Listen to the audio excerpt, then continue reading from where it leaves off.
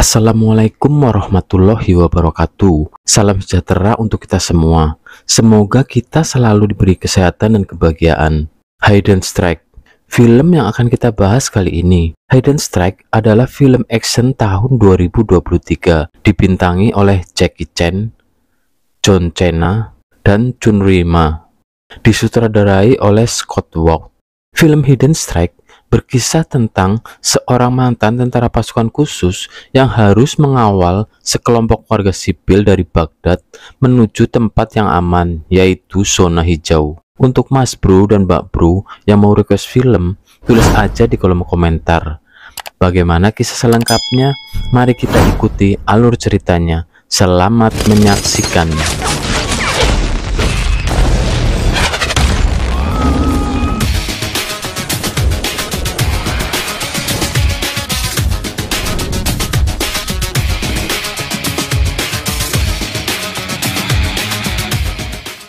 Sekelompok tentara swasta yang dipimpin oleh Dragon Liu mempunyai misi untuk mengevakuasi para pekerja kilang minyak Yutime yang berada di Timur Tengah ke zona hijau. Terlihat Profesor Cheng, kepala kilang minyak Yutime, telah menunggu mereka. Cheng mengatakan selama 2 minggu ini telah diserang oleh para pemberontak. Mereka menginginkan kilang minyak Yutime. Cheng mengatakan kalau mereka menyerang lagi, dipastikan karyawannya takkan selamat. Liu menjelaskan kalau evakuasi akan dilakukan besok.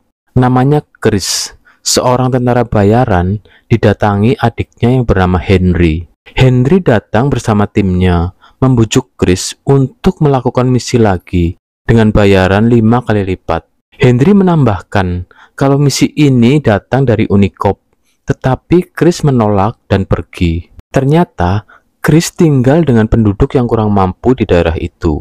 Owen, seorang mekanik, dipanggil untuk memperbaiki sumur pompanya. Karena saluran air di dalam sumur ada yang patah, Owen mengatakan jika Chris bisa menyediakan uang $100.000, Owen dan timnya dapat memperbaikinya. Di lain tempat, Liu dan tim mempersiapkan pemberangkatan. Karena semua jalan telah dikuasai pemberontak, Liu memerintahkan untuk mengambil jalan maut, dan tim dibagi menjadi 2. Yang pertama akan sampai ke zona hijau jam 9 pagi, dan yang kedua sampai jam 4 sore. Di tempat Chris, seorang wanita parubaya menanyakan bagaimana cara mendapatkan uang untuk memperbaiki pipa air itu. Chris mengatakan sedang dipikirkan. Keesokan harinya sebelum berangkat, Profesor Cheng mematikan semua sistem di kilang itu agar para pemberontak tidak bisa menjarah minyak. Semua data untuk membuka sistem itu dititipkan ke Dr. Mei. Liu mengisyaratkan untuk bersiap. Anak-anak diberangkatkan dengan helikopter dan sisanya dibagi dalam bis. Dr. Cheng dan asistennya ditempatkan di bis nomor 8 dan Dr. Mei di bis nomor 1. Setelah semua selesai, Liu mengisyaratkan berangkat. Setelah melewati beberapa bukit, akhirnya rombongan itu sampai ke jalan maut. Terlihat di sana banyak kobaran api bekas peperangan. Liu memerintahkan Mei untuk duduk dan memakai sabuk pengaman. Seorang anak kecil mengisyaratkan bahwa rombongan itu telah datang. Terlihat 2 mobil menutup jalan, tetapi Liu menambah kecepatannya dan menghancurkannya.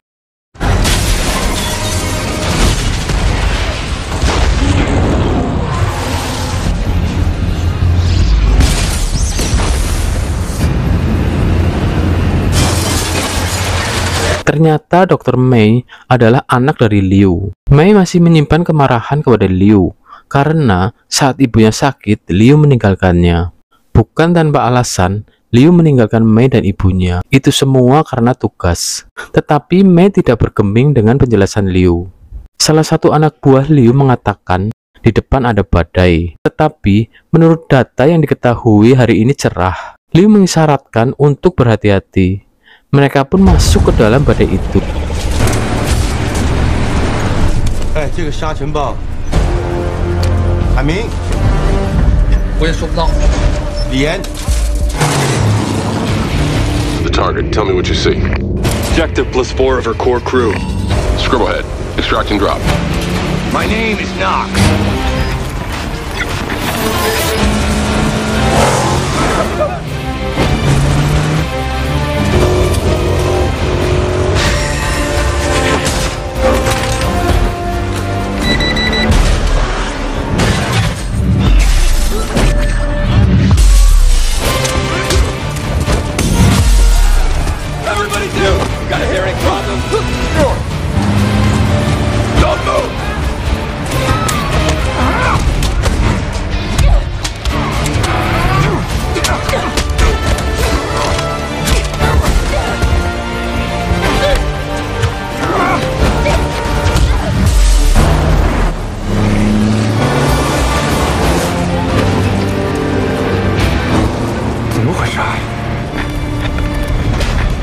Karena badai itu, semua alat komunikasi mereka tidak berfungsi.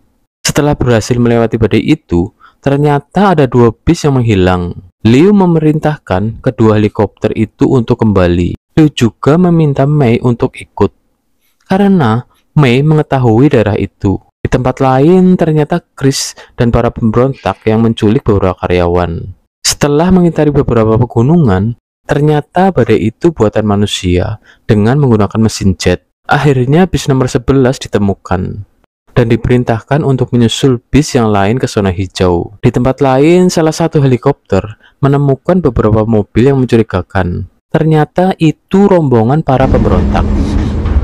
You know I couldn't trust you. Go! Copy!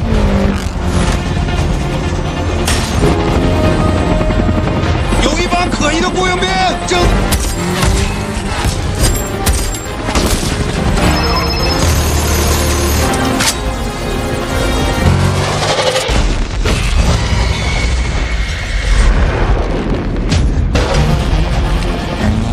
That's your sketch, you're up. You take point.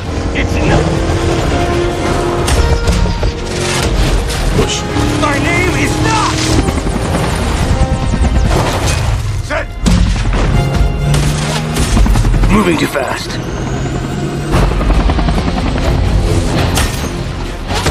Hands with that thing in the air.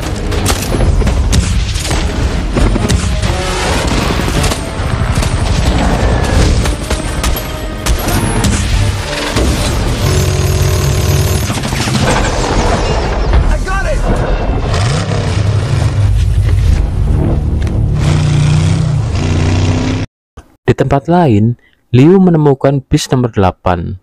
Ternyata pemberontak itu membawa 5 orang penumpang. Setelah sampai ke pinggiran gurun, Chris kelihatan marah. Ternyata selama ini telah ditipu oleh Henry, karena bukan Unicop yang menyewanya. Dari belakang, ternyata Owen yang menyewa Henry untuk menculik para karyawan Yutime.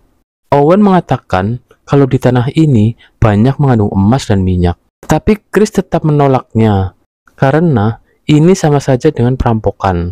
Chris juga mengingatkan kepada Henry untuk membawa sisa pembayarannya. Chris pun pergi. Saat Henry akan menjelaskan ke Owen kalau dia bisa melakukan tugasnya tanpa Chris, Henry dan timnya ditembak. Stop! Idiot. When? Let's go! Liu dari atas melihat mobil yang bergerak. Ternyata itu Chris. Setelah sampai ke sebuah desa, Mei diperintahkan untuk kembali dan Liu akan menyelidiki Chris. Chris yang sedang marah dan menghancurkan foto dikagetkan dengan seorang anak kecil yang mengajaknya bermain bola. Di situ Liu mengendap-endap mencari Chris. Setelah berhadapan-hadapan, Liu menanyakan di mana orang-orangnya. Tapi Chris menyangkalnya bahwa dia salah orang.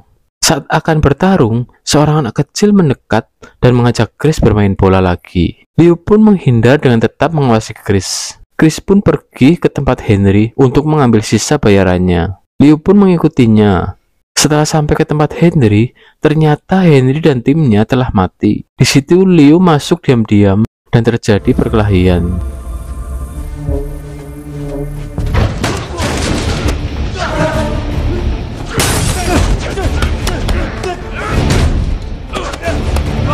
Why are you following me?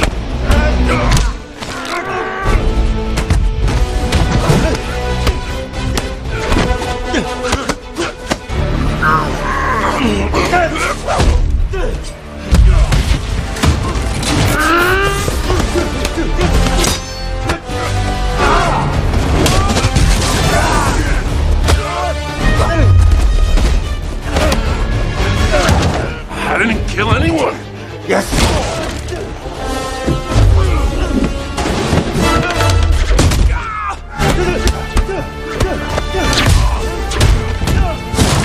I know it's you. Really?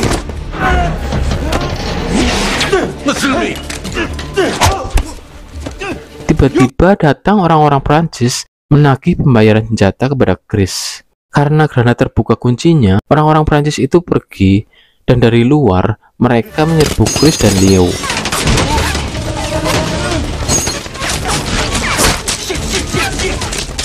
Using! Hey! Bullets! 762! What are you doing? I'm loading! Get it! Grenade! Yeah, grenade! You get it, Davis! You're closer! Mika! Who killed my people? Hey! It wasn't them! Grenade! I gotta find it! Yeah! Ready! I think they're gone. Liu pun menanyakan kembali mengenai orang-orang yang diculik. Chris pun mengatakan kalau yang menculik dan membunuh Henry adalah Owen. Sambil pergi, Chris dan Liu meledakkan persembunyian Henry. Di tempat lain, anak buah Owen gagal membuka sistem kilang itu karena tidak tahu sandi dan kuncinya. Profesor Cheng pun dipaksa mengatakan sandi dan kuncinya, tetapi tetap bungkam walaupun anak buahnya ditembak satu persatu. Please continue. Yes. And the dongle.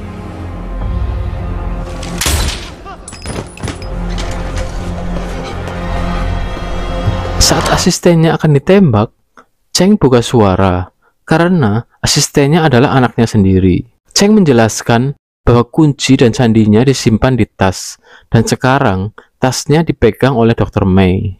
Di tempat lain, May menerima telepon, tetapi saat diangkat dimatikan. Dan saat makan malam, seperti biasa, Chris menghibur anak-anak di desa itu. Liu menerima kabar bahwa timnya telah berhasil membawa karyawan kilang minyak Yutime ke zona hijau, dan Liu akan kembali setelah menemukan para sandera. Liu menanyakan kepada May siapa yang baru saja menelpon. May mengatakan telepon itu atas nama Profesor Cheng. May juga mengatakan kalau Chris mungkin bisa dipercaya. Liu menambahkan kalau Chris sudah bertahun-tahun di sini dan merawat mereka. Saat Chris dan Liu selesai menghibur anak kecil, mereka saling bertukar cerita tentang Chris yang ditinggal mati oleh ayahnya di jalan maut saat peperangan, dan Liu yang meninggalkan anak dan istrinya karena tugas. Tiba-tiba mereka mendengar suara orang berjalan. Chris menyuruh May membawa anak-anak ke ruangan kelas, sedangkan Chris dan Liu akan keluar.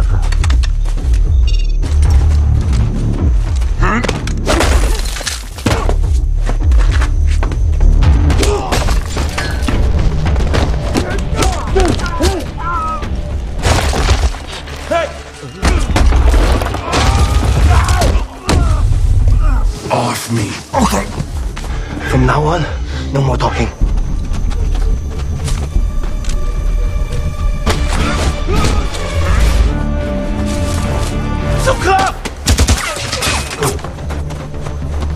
Call you? Have a beer? Relax?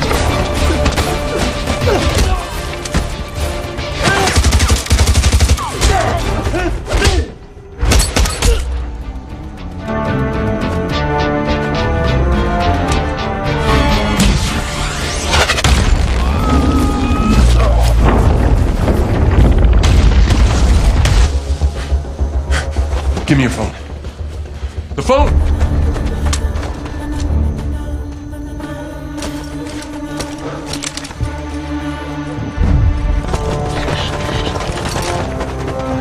Akhirnya anak buah Owen dikepung oleh warga di situ. Tetapi untuk melindungi warga di situ, Chris menyerahkan tas itu. Keesokan paginya, May menjelaskan bahwa tas itu berisi sandi dan kunci untuk membuka sistem kilang minyak. Lee menanyakan berapa isi kilang itu. May mengatakan jutaan barel, dan ada pipa-pipa yang siap mengalirkan minyak ke seluruh negeri. Lee mengatakan ini harus dihentikan dan membutuhkan kendaraan yang bisa menembus pertahanan. Di tempat lain, Owen memerintahkan kapal-kapal untuk bersiap menampung minyak, sedangkan Liu melarang May yang mau ikut dengannya karena terlalu berbahaya. Saat Chris dan Liu berangkat, May melihat mobil Chris. Di tempat lain, anak buah Owen menyerahkan tas itu. Dengan todongan pistol, Profesor Cheng dipaksa membuka sistem kilang minyak, dan minyak pun mulai mengalir ke kapal. Where it go? Anak buah Owen mengatakan waktunya 24 jam untuk mengisi kapal-kapal itu. Owen pun memotong USB itu agar pengisian minyak ke kapal-kapal tidak bisa dihentikan. Dari jauh, Chris dan Liu datang.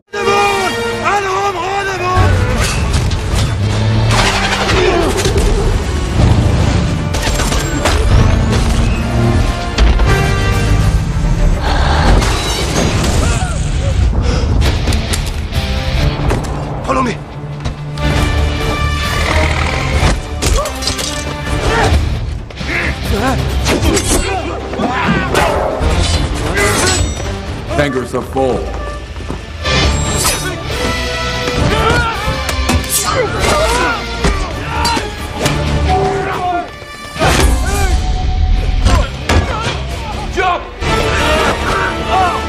Thank you.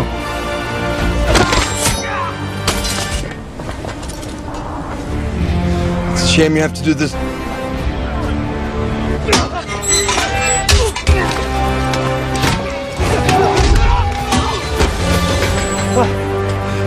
A few more, he'll be fine.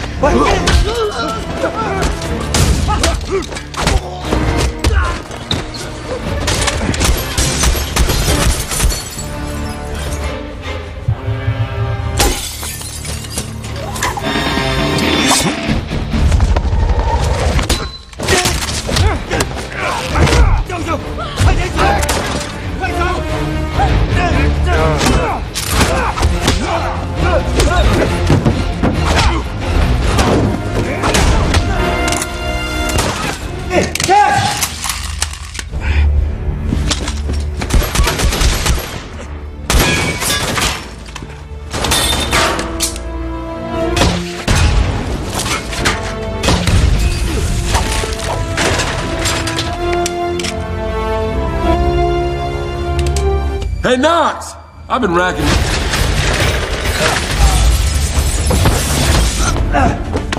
You go. Hey! Saat Owen melarikan diri, May datang membawa mobil Chris yang bernama Susie. Mereka berdua pun mengejar Owen. Let's go.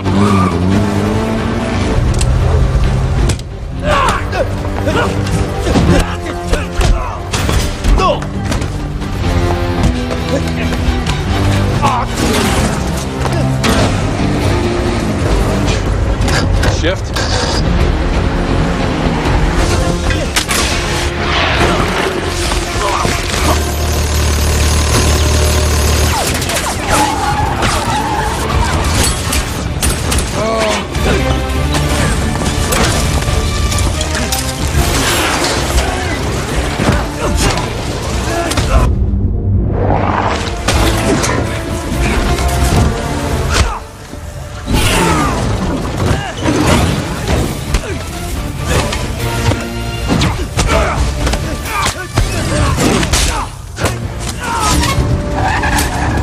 Bullets! We're off the road now! Kill it. Okay.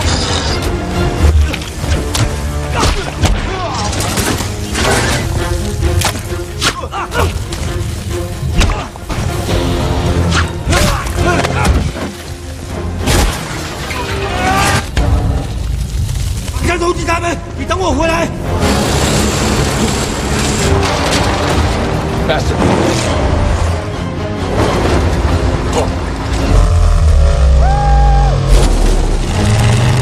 You don't have a chance. Just trust me.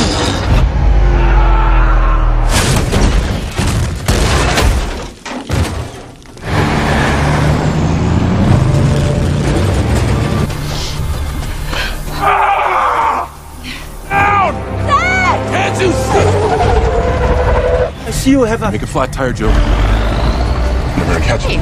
It's an 8? What do you mean? This is 9. Sir, This is as fast as I can go. not if we use the jet.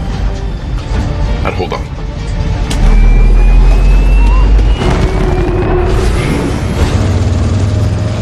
The truck! Stop the truck!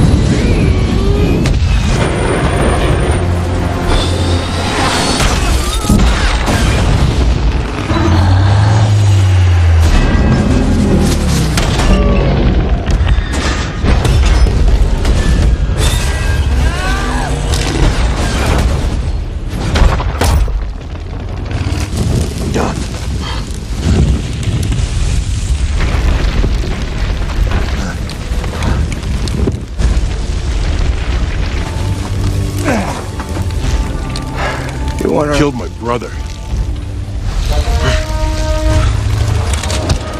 Oh! No! Whoa, whoa, whoa, whoa, whoa! 记下方向来。哪一个啊？ I got this. You gonna run? No.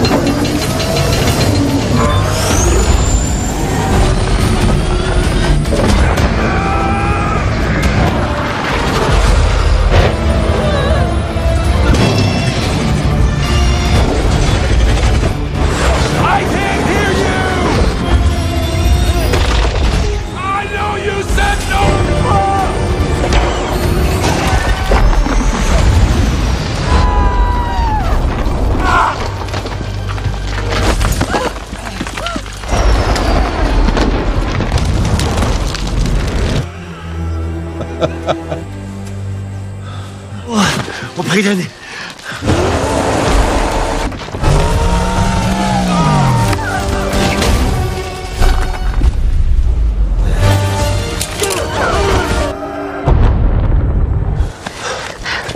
Mai dan Liu pun selamat dan mereka berbaikan setelah melihat fotonya telah lengkap. Dan selama ini Liu menaruh Mai dan ibunya di hatinya. Mai pun mengerti. Saat itu juga Chris berhasil naik dari bawah tebing. Atas ide Liu, mereka meminta bantuan dengan berteriak. Scene terakhir diperlihatkan pasukan Liu menangkap kapal-kapal yang mengisi minyak. Sedangkan Liu dan Chris berhasil memperbaiki pompa air. Dan film pun selesai. Sampai jumpa di alur film selanjutnya. Terima kasih.